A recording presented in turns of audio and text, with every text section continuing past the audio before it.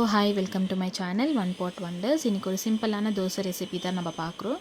So everyday dosa சுட்டு normal dosa சுட்டு கொடுக்கறதுக்கு ஒரு மாதிரி பெஜார் பசங்களுக்கு. அதனால நான் என்ன பண்ணேன், இன்றைக்கி டிஃப்ரெண்ட்டான தோசை செஞ்சு நான் கொடுத்தேன். இன்றைக்கி வந்து மில்லட் தோசை தான் கொடுத்தேன்.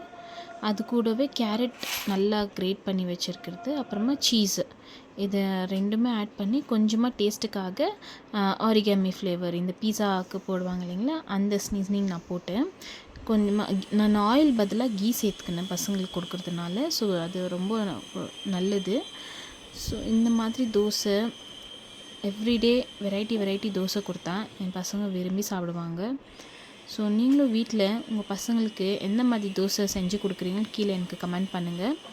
ஸோ இந்த தோசை உங்கள் பசங்களுக்கு செஞ்சு கொடுக்கறதுக்கு யூஸ்ஃபுல்லாக இருந்துச்சுன்னா ஒரு லைக் கொடுங்க. என் பையனுக்கு தோசை கொடுத்தாச்சு.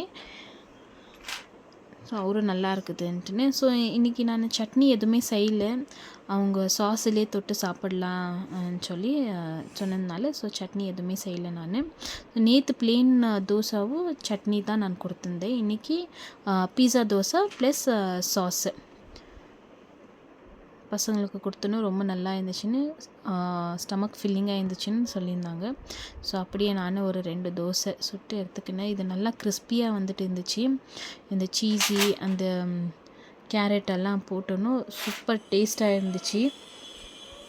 ஸோ நீங்களே வீட்டில் ட்ரை பண்ணி பாருங்கள். இந்த வீடியோ பிடிச்சிருந்தா ஒரு லைக் கொடுங்க. இன்னும் சேனல் சப்ஸ்கிரைப் பண்ணுங்கள், சப்ஸ்கிரைப் பண்ணிக்கோங்க. தேங்க்யூ.